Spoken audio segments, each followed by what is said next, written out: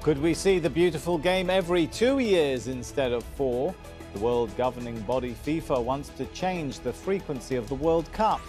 Not everyone's thrilled by the proposal. What will it mean for players and fans? This is Inside Story.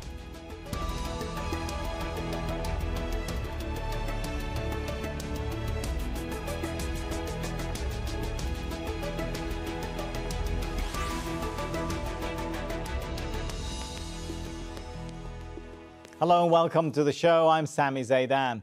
The world governing football body FIFA is intensifying its push for a World Cup every other year.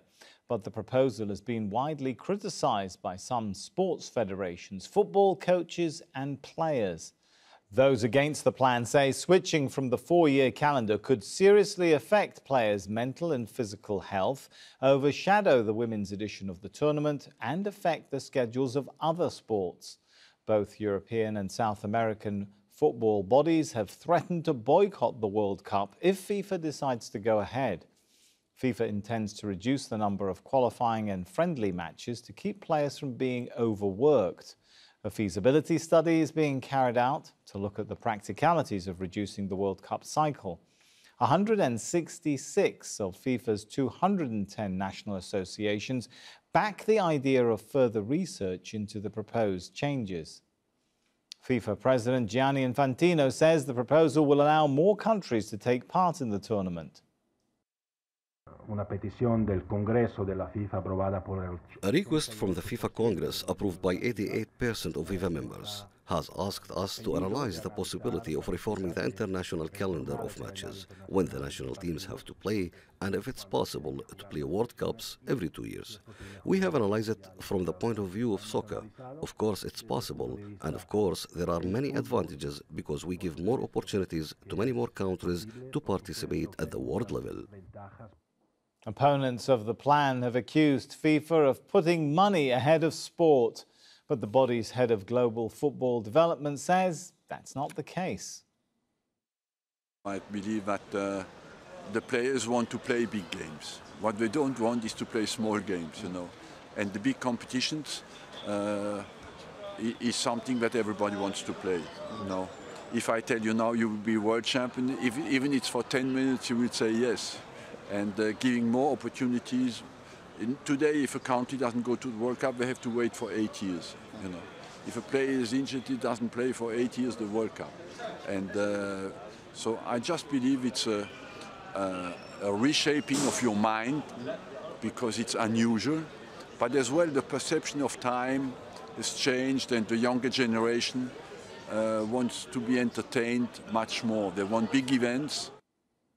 The International Olympic Committee has also weighed in on the proposed changes. The IOC has called for wider discussions over the plan, citing 3 major concerns. The Executive Board of the International Olympic Committee takes note of FIFA's plans to change the football competition schedule and to hold the World Cup every 2 years. A number of international federations of other sports, national football federations, clubs, players associations and coaches have expressed strong reservations and concerns regarding the plans to generate more revenue for FIFA, mainly for the following reasons.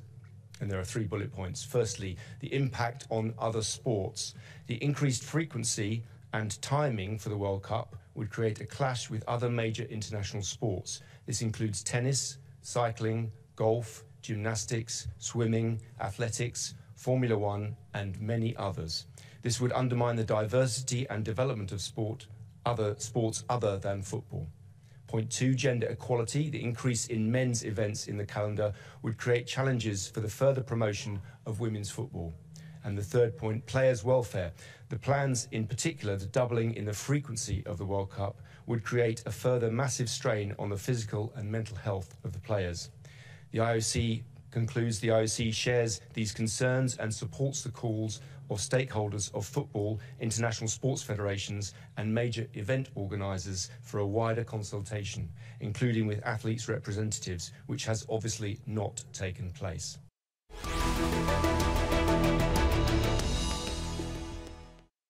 Well, let's bring in our guests into the show now. In Beirut, we have joining us Ilia Trojanovic. He's a strategic advisor at Dowley Sports. He's also a former consultant for the Qatar World Cup 2022 Supreme Committee. And from London, football writer Marcela Morai Araujo. Let's welcome you both to the show. Let me start with Ilya. Why does FIFA in the first place want to make the World Cup every 2 years? Is it just about the money?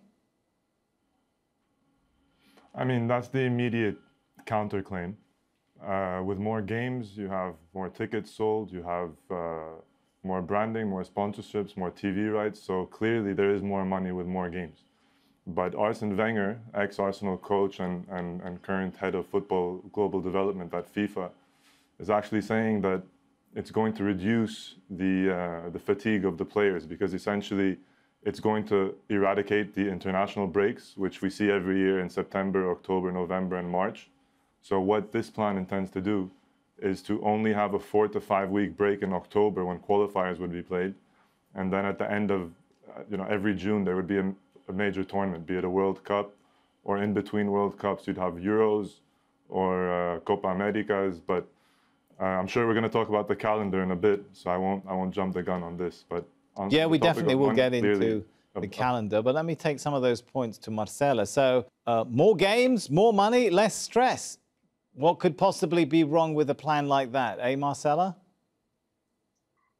Well, I think intuitively, I don't like it. But when I try to argue rationally about the reasons why I don't like it, and it's a sort of knee-jerk opposition, I think that they are kind of ungrounded to a certain extent. Clearly, the money is a big factor, and the World Cup is FIFA's biggest business and its biggest brand, so it would be almost neglectful of them not to try and capitalize as much as possible, especially as other competitions are increasing in popularity and viewing figures and almost catching up with the World Cup, one could say. But at the same time, I'm not convinced that this idea that it would be, I think that the physical pressure on elite professional athletes to compete permanently is clearly taking its toll, and it has a detrimental side. And I'm not persuaded by this Wenger argument that it would produce less fatigue. I think perhaps one of the biggest reasons why it's, I wouldn't say a bad idea, but an idea worth scrutinizing very carefully, is this notion that the qualifiers and the international dates will be scrapped. Because I think we forget that the World Cup is in fact the finals of a kind of ongoing competition, and the qualifiers are part of the thing itself. So to suddenly do away with international dates and have the qualifiers all squashed into a single week, I think will diminish the spectacle and also produce quite a lot of stress and fatigue on those players that are summoned for that week, which will inevitably be the best for each country. So I'm not persuaded about the logic of this, doing away with international qualifiers. And I think that's my main fear, is that the World Cup will morph into something so different from what it is at the moment that it will almost be unrecognizable. Although I can see why this is going to happen. Let's take it back to Ilya and say, look, when you think about it in money terms, does FIFA have a point? I mean, it makes a loss typically 3 years out of 4, and it makes money on the 4th year when there's a World Cup. Is this just the way the market is driving it? It has to find a way to stay profitable more regularly. So from 2017 to 2020, in those 4 years, FIFA generated $6.4 billion worth of revenue. 70% of that came in 2018 during the Russia World Cup. So what you said is, absolutely true. And what my panelist also said is true. I was just rehashing what Arsene Wenger's rationale was for hosting a biannual World Cup. It's also worth noting that the only people who are promoting this are retired players and an ex-coach in Arsene Wenger. Most coaches would say exactly what was said, that it's actually going to make players more tired and it's going to take away from their own downtime. But in the end, You have Champions Leagues every year. Copa America is biennial. Gianni Infantino even tried to draw a comparison to the Super Bowl, which I don't think sat too well with real football fans. But clearly, it's a way to generate more money. Marcella, since two of FIFA's most powerful governing bodies, UEFA and CONMEBOL, they're opposed to this proposal. So regardless of what we might come up with in terms of is it a good idea or a bad idea, will FIFA ultimately be able to switch the frequency if two powerful governing bodies say we don't want this? So I think what's really interesting is that we're seeing a shift in power amongst the governing bodies of football, but possibly in all industries. You know, we are in a kind of revolutionary moment in our history culturally. I do think football is part of the entertainment industry and part of the cultural life of a society.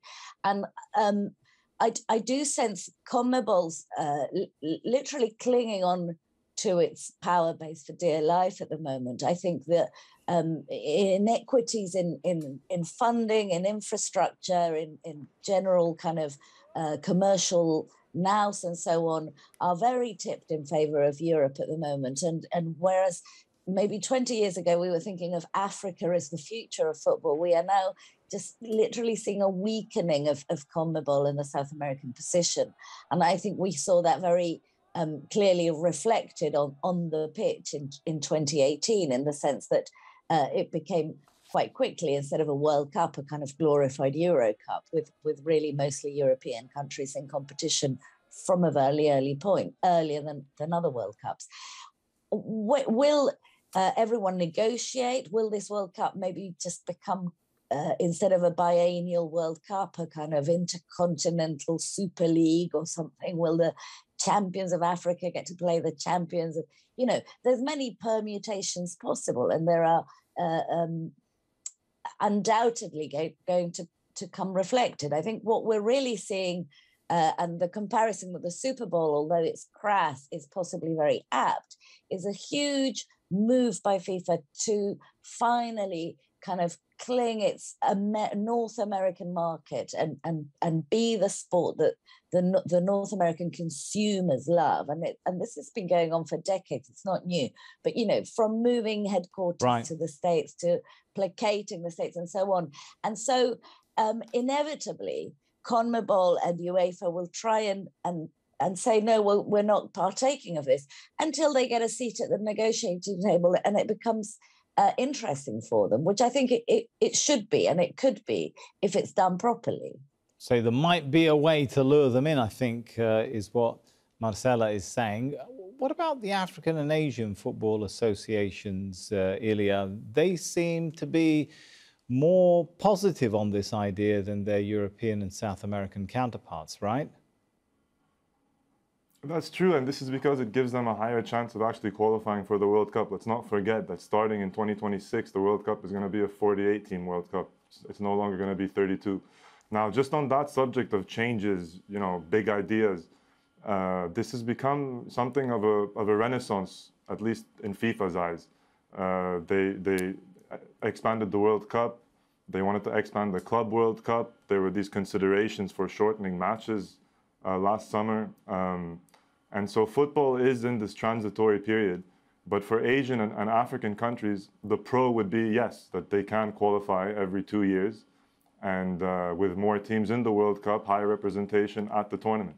Now, on the flip side, one of the pros being floated around is that more countries, especially smaller countries, could host the World Cup if it's every 2 years. But I disagree with this, because if there's 48 teams who are going to make it in the end to the World Cup finals, then the host country is going to have not only the stadium, the stadia to deliver, but the accommodation, hotels, the roads, etc., training grounds.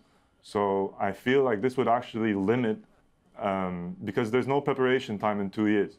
So, you know, Qatar had 10 years to prepare. And then even when FIFA was pressuring Qatar to expand the World Cup to 48 teams, Qatar knew that this wasn't feasible. So I feel like it's a double-edged sword for them.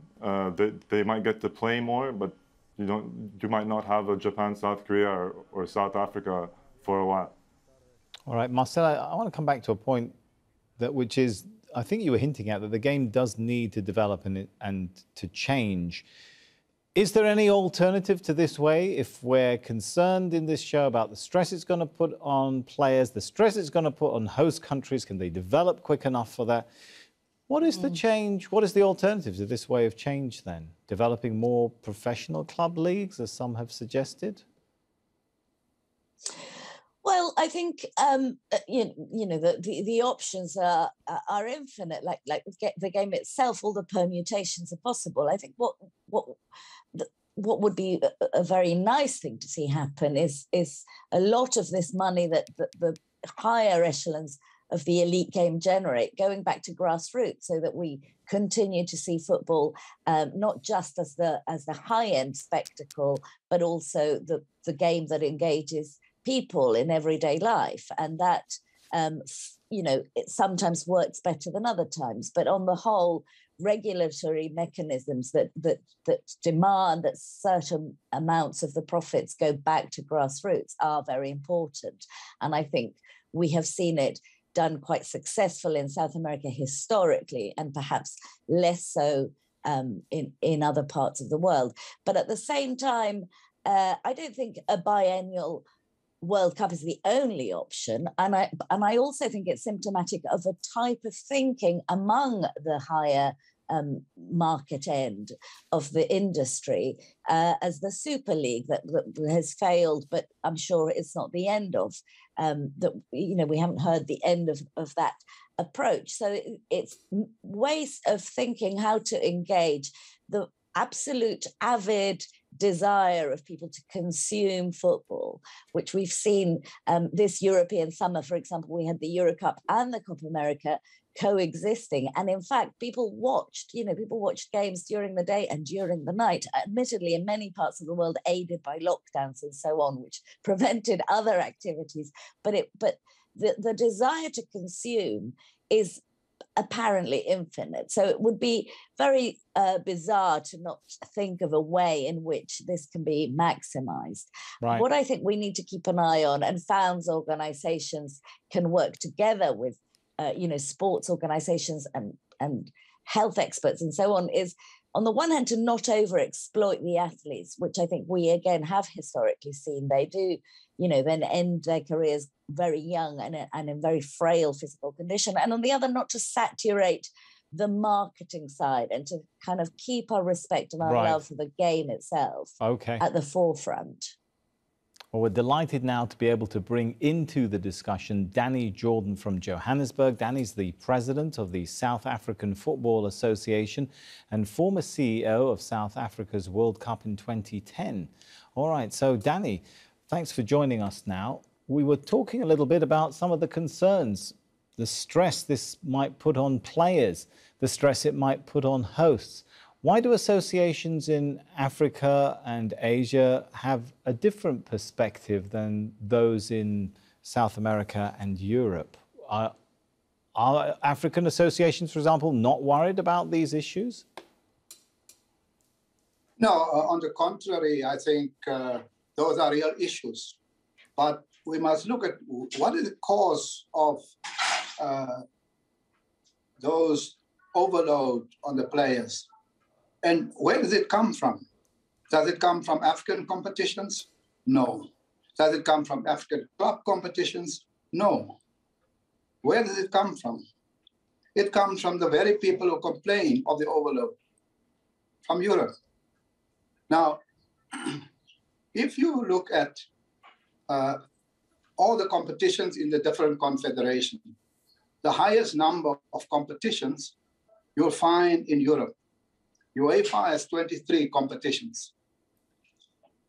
Now, when in 2018, there was a proposal for a World Cup every 2 years, there was an objection from Europe on precisely the same point, that there's an overload on the players.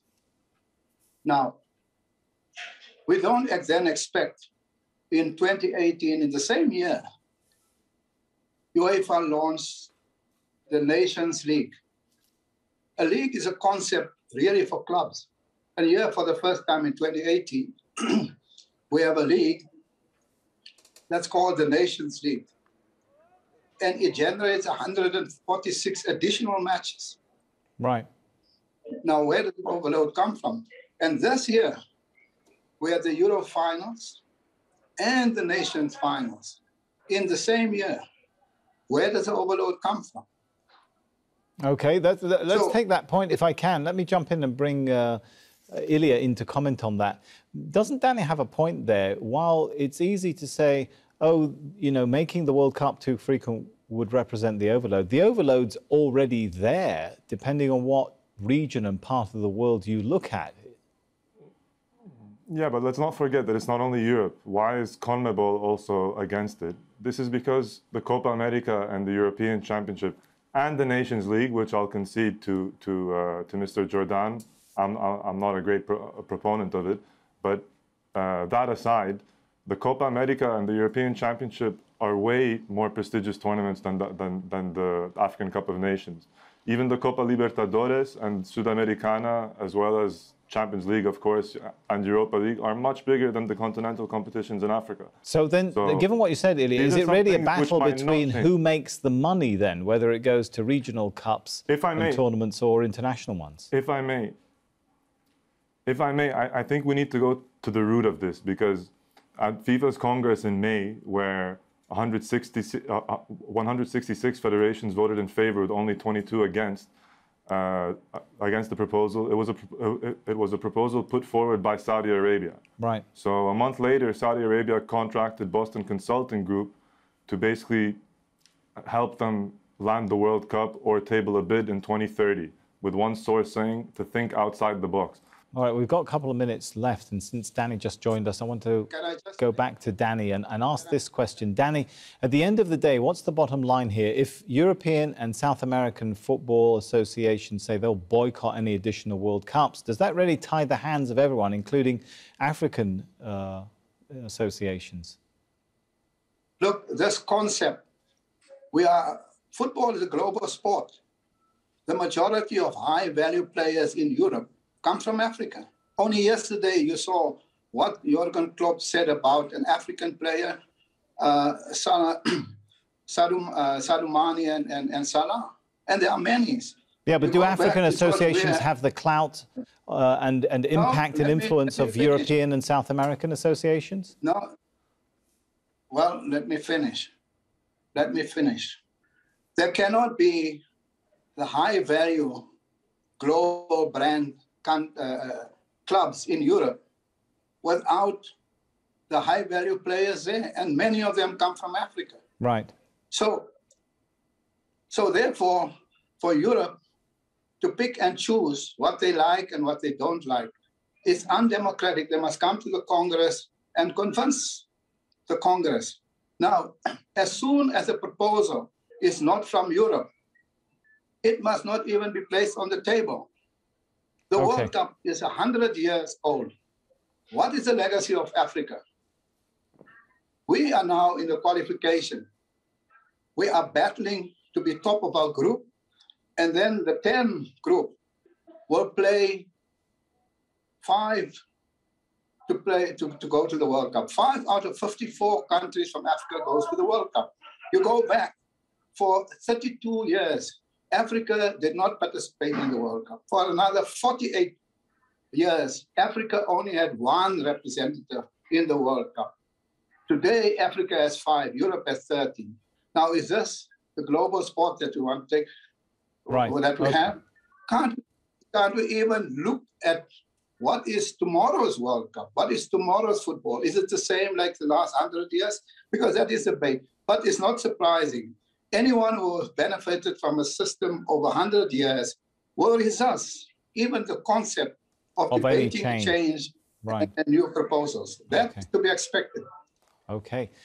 I'm afraid we are out of time. I know this is a really gripping topic. I'd like to continue, but we're going to have to stop here for now. I'm sure we'll be back again at some point to talk about this. For now, let's thank our guests, Ilya Trojanovic, Danny Jordan, and Marcela Moray Araujo. And thank you too for watching. You can see the show again anytime by visiting our website, aljazeera.com. For further discussion, head over to our Facebook page. That's facebook.com/AJ Inside Story. You can also join the conversation on Twitter. Our handle there is @AJ Inside Story. From me, Sami Zeidan, and the whole team here, for now, it's goodbye.